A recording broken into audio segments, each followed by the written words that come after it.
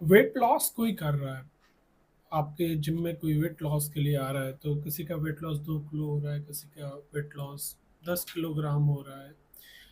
इस चीज को आप कैसे स्टैंडर्डाइज करते हैं कि इतना वेट लॉस ही होना चाहिए, इससे ज़्यादा स्पीड नहीं जानी चाहिए, और किन चीज़ों का आप ध्यान रखते हैं कि ये प्रॉब्लम या ये सिम्टम्स नहीं आने चाहिए जो जिम में ट्रेनिंग कर रहा है, यदि आ रहे हैं तो वहाँ पर हमको रुकना है। सर देखिए, आजकल क्या है ना, वेट लॉस को लोगों ने एक ट्रेंड मूवमेंट कैसा कर दिया कि हमें सोच के आते हैं कि हमारे 1 मंथ में 10 किलो वेट हो जाए। सर जबकि ये नेचुरली देखा जाए तो 1 महीने में 2 से 3 किलो वेट लॉस अगर आपका हो रहा है तो ये अच्छा हेल्दी वेट लॉस हो रहा है। मैंने कोशिश ये रहा रहे हमेशा वेट लॉस में कि बंदे का मसल लॉस ना हो। अगर उसके डाउन शोल्डर डाउन होने लगे, अगर वर्कआउट में उसके चेहरे में झुर्रियाँ सी आ गई, थकान सी लग रही है, बॉडी वेट लॉस कर ली, थकान सी लग रही है, मतलब उन्होंने वेट लॉस नहीं, उन्होंने मसल लॉस कर लिया। और मसल लॉस सर ऐसा रहता है कि आज मेरा मसल लॉस, मेरा वेट गिर गया 10 किलो। जैसे मैं 10-5 दिन का मेरा गैप होता है, और वर्कआउट में गैप होता है, सबका होता है। जैसे मैंने वर्कआउट गैप होगा, वर्कआउट नहीं कर पाया, छूट गया, तो वापस 10 से 15 किलो वेट मेरा पुट हो जाएगा, क्योंकि मेरा मसल, हम खाना खाएँगे, और भी वेट पुट कर देगा। तो उस टाइम बेसिकली आप ये करें कि आप मूवमेंट नॉर्मली सब ये रहता है, हमारा ये टारगेट रहता है कि हम उसका मसल लॉस ना होने दें, और हम वर्कआउट को ही फॉलो करें, और बाकी हम डाइट को हम ऐसा रखते हैं कि उसका वर्कआउट भी ऐसा रखते हैं कि ज़्यादा ज़्यादा हार्ड वर्क ना हो जाए उसका, कि ओवर ट्रेनिंग ना कर ले वो, कि मसल लॉस ना करें। डाइट नॉर्मल रहती है, बैलेंसिंग रहती है, वर्कआउट भी अच्छी मूवमेंट पे कर रखते हैं ताकि वेट लॉस में रहे। 2 से 3 किलो वेट सफिशिएंट रहता है।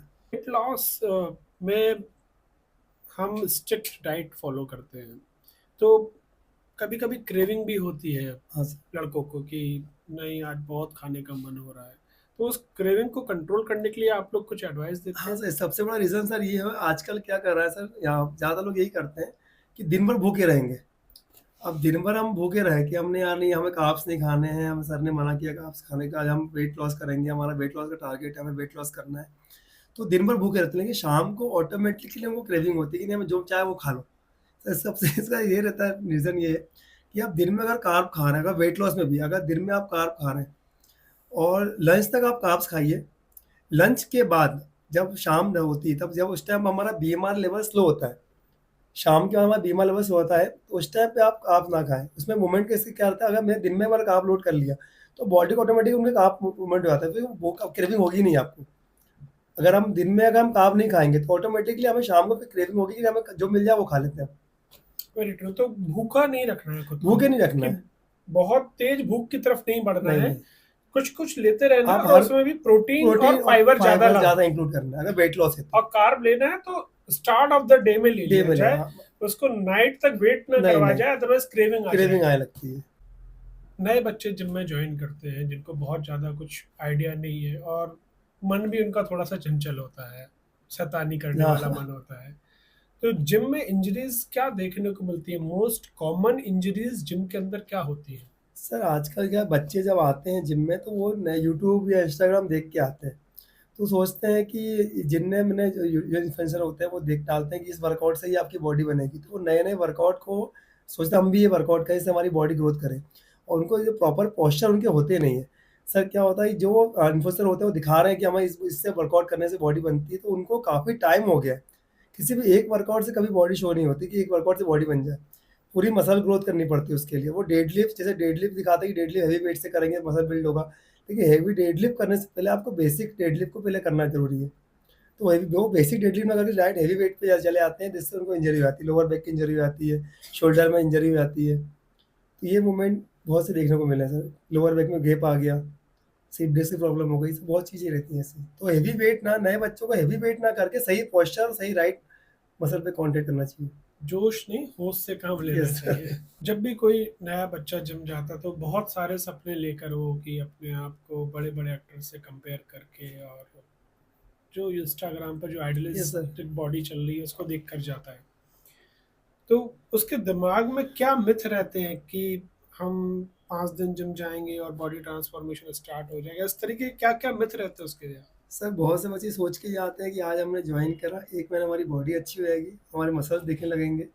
तो इसके कारण वो बहुत सी चीज़ें की मिथ्या लेके आते हैं कि हमारी बॉडी में मसल ग्रोथ हो जाएगा, हमारी बॉडी में सप्लीमेंट खाएँगे, हमारी बॉडी बन जाएगी। हम ये प्रोटीन खाएँगे, हमारी बॉडी ग्रोथ हो जाएगी। बाकी वो बेसिक्स को कहीं फॉलो ही नहीं करते कि पहले आके एंड्योरेंस बिल्डअप कर लें। तो एंडोरेंस के लिए कोई तरफ कोई जाता ही नहीं है कि पहले अपने बेसिक्स देखें, राइट फॉर्म है कि नहीं है, पोस्चर हमारा सही है कि नहीं है। कोई एंडोरेंस वो मूवमेंट करना चाहता ही नहीं, सब चाहता है कि हम सीधे मसल को उसको करें। सही बात मिथ 5 थे ना, 4-5 4 हाँ, तो और भी बताना है, आप और कर बोल रहा सकते हूँ मिथ। हैं। सर मिथ जो आज का सबसे इम्पोर्टेंट मिथ ये चल रहा है कि जितना हेवी वेट मारेंगे तो ही साइज बढ़ेगा। सबसे बड़ा वो कोई मतलब पोस्चर नहीं देख रहा है। सेकंड मिथ ये है कि सप्लीमेंट खाने से ही हमारी बॉडी ग्रोथ होगी या स्टेरॉइड लेने से ही हमारे मसल्स बिल्ड होंगे। और एक ये था कि हमारा जितना लेवल मोमेंट। सर सबसे बड़ी मिथ जो चल रही है आजकल ये चल रही है कि सप्लीमेंट खा के ही हम बॉडी ग्रोथ कर सकते हैं। सब सीधे बच्चा आया सीधे ये सप्लीमेंट लेना है मेरे को, मेरे सप्लीमेंट की बॉडी नहीं बनेगी, ये उनकी सबसे बड़ी मिथ होती है। सेकेंड मिथ ये है कि स्टेरॉइड से ही हमारी मसल बिल्ड होंगी। थर्ड मिथ आ गया उनका कि मैं 2-2.5 घंटे का वर्कआउट करूंगा तो मेरे मसल गिर जाएंगे या मेरे मसल तभी बनेंगे जब मैं मोमेंट ऑफ जितना वेट लूंगा। और सबसे बड़ी और थर्ड मिथ या फोर्थ मिथ आपकी ये आ गई। सर जिम में से 4 मिथ हो रहे हैं। फर्स्ट मिथ मूवमेंट ये चल रहा है कि सबसे हेवी वेट वर्कआउट करें। सेकेंड मिथ है सप्लीमेंट के बिना बॉडी नहीं बनेगी। थर्ड मिथ है स्टेरॉइड से ही मसल गेन होगा। और फोर्थ सबसे इम्पोर्टेंट मिथ है कि 2.5-3 घंटे वर्कआउट करने से मेरे मसल गिर जाएंगे। तो ये चीज़ें हैं जो कि गलत चल रही हैं आजकल।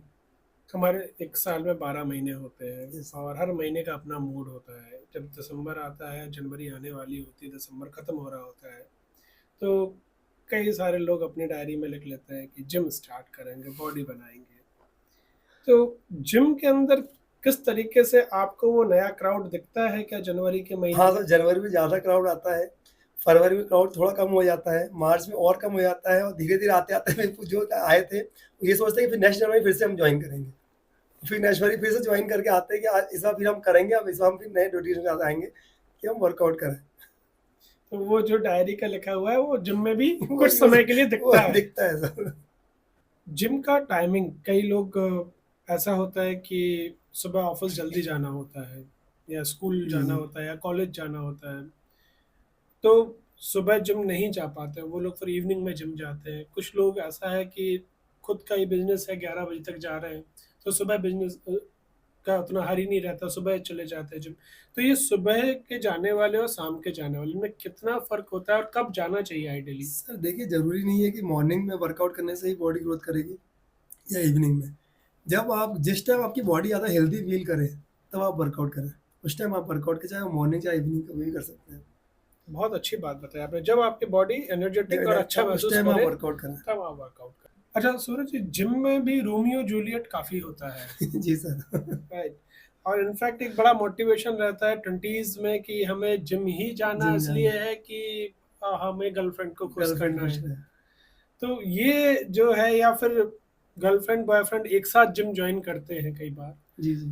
तो ये कल्चर आप अभी कितना चेंज आया है? आप पिछले 15 साल से इस इंडस्ट्री में हैं, जी, तो जी। पिछले 15 साल में कितना चेंज आया है और कितना प्रपोर्शन है इसका आज? सर अब ज़्यादा है सर, ला उस टाइम 15 साल पहले ये सब चीज़ें नहीं थी। अभी ज़्यादा देखने को मिल रहा है। ये चीज़ें अब ज़्यादा आ रही हैं कि हमारी गर्लफ्रेंड भी साथ में आएगी, हम साथ में वर्कआउट करेंगे। ये चीज़ ज़्यादा हो रही है। ये गर्ल्स को वर्कआउट कर देख के हमें भी लगता है कि हमें भी वर्कआउट करना है। ये ज़्यादा चीज़ें ज़्यादा चल रहा है आजकल। अच्छा, गर्ल्स का देखिए, मेल्स में तो क्लियर रहता है कि मस्कुलाइन बॉडी मस्कुलर चाहिए, बॉडी चाहिए। राइट? ये गर्ल्स का जिम आना, जो कि एक यंग गर्ल है, 19-20 साल, हम देखते हैं कि हमारे यहाँ तो महिलाएं 20 साल में अभी अभी ओबेसिटी आ रही है, बट हाँ, महिलाओं में अभी भी कमजोरी ही है। जी तो सर। 20 साल की लड़की क्या सोचकर जिम आती है? सर ज़्यादातर गर्ल्स जो वर्कआउट करने आ रही हैं, वो फिटनेस को लेके आ रही हैं। बहुत सी गर्ल्स को सर पीसीओडी की प्रॉब्लम बहुत ज़्यादा हो रही है आजकल, तो उसके लिए भी आ रही हैं। और मोमेंट ये है सर कि ज़्यादातर girls weight loss, weight gain, fitness ज़्यादा दे फिटनेस के लिए रहता है, बाकी पीसीओडी भी बहुत सी चीज़ देखने को मिल रही है तो आजकल। मेडिकल कॉज ही ज़्यादा है लड़कियों हाँ, में जिम ज़्यादातर आने का, सर जो ज़्यादा हाँ, ज़्यादातर मोमेंट वही है, कॉज है वो मेडिकल मेडिकल कॉज है। कंडीशन ज़्यादा हो रही है। ये आपकी ओवरी का प्रॉब्लम हो रहा है बहुत किसी सी को, चीज़ें हैं। मेनोपॉज का इशू या इस तरीके से चल रहा है। लड़कियों में वेट गेन यदि वेट लॉस दोनों की हम बात करें, तो आपका पर्सनल एक्सपीरियंस क्या कहता है? वेट लॉस करने ज़्यादा गर्ल्स पहुंच रहे हैं या वेट गेन करने ज़्यादा पहुंच रहे हैं?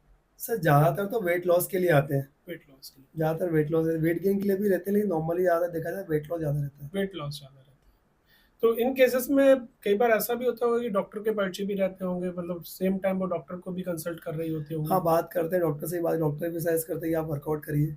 वर्कआउट करने से ही आपके मूवमेंट जल्दी वेट लॉस इस पे जाएँगे आप। तो पीसीओडी में तो क्लियर कट एक्सरसाइज करना ही नहीं, होता करना ही है, पड़ता है। तो पीसीओडी करना में ही मेन तो पड़ता वर्कआउट ही रहती है, है। वर्कआउट ही रहता है वो। मेरा एक दोस्त है, उसका कहना है कि वो कुछ भी और कितना भी खा ले, उसका वेट नहीं बढ़ता है। और उसकी सारी जांचें हमने करवा ली है। ज़्यादातर थायराइड की जांच करवाते हैं, शुगर की जांच करवाते हैं, यूरिन की जांच करवाते हैं। तो हमने सारी जांचें भी करवा ली हैं, वो भी नॉर्मल है। इसको एज अ जिम ट्रेनर आप कैसे देखते हैं? सर उनका मेन सब बीएमआर होता है, मेटाबॉलिज्म रेट जो रहता है उनका वो बहुत फास्ट होगा। वो कुछ भी खाएँ जल्दी फैट में बॉडी जल्दी उसको डाइजेस्ट कर देती है। तो उनका यही है कि उनको कार्ब्स लोड ज़्यादा करेंगे और मूवमेंट जो उनका वर्कआउट वर्किंग जो रहेगा वो थोड़ा उनको मूवमेंट करके वर्कआउट मसल को रख के चलेंगे, तो ज़्यादा जल्दी होगा। बाकी ये है कि टाइम लगेगा उनके तो वर्कआउट ऐसे में। कुछ केसेस आपने पर्टिकुलरली हैंडल किए हैं जो उन्होंने आपसे कहा हो कि हम तो हमारा वजन बढ़ता ही नहीं, हम तो हाँ बहुत सर, खाते बहुत हैं, बहुत सारे ऐसे मेंबर आते हैं मेरे और पास। आपने वजन हाँ, बढ़ाया वेट उनका? वेट बढ़ाया भी तो उनका। क्या मतलब एक की बताएं, या शॉर्टकट तो नहीं कहूंगा मैं, एक की बताएं कि कैसे इनका वजन आपने बढ़ाया सर है? यही है कि उनका वर्कआउट प्लान जो रखा है हमने, डाइट प्लान जो वर्कआउट प्लान जो रखते हैं, उसमें हाई कार्ब रखते हैं नॉर्मली, हाई कार्ब में प्रोटीन इनटेक रहता है, नॉर्मल रहता है, लेकिन कार्ब्स इनको ज़्यादा रखते हैं। और दिन में 6-7 मील रहती है उनकी, हर 2 घंटे में खाना रहता है उनको। उनकी जो टाइमिंग है वेट लॉस में 2.5-3 घंटे का रखा है, इसमें 2 डेढ़ से 2 घंटे का रहता है और कम क्वांटिटी में लेकिन अच्छी क्वालिटी में खाना रहता है। और प्लस उनकी जो वर्किंग रहती है, वर्किंग को देख के, उनके स्लीप को देख के, स्लीप भी उनका प्रॉपर होना चाहिए। हम्म, इस ऐसे मूवमेंट रखते हैं हम ज़्यादातर।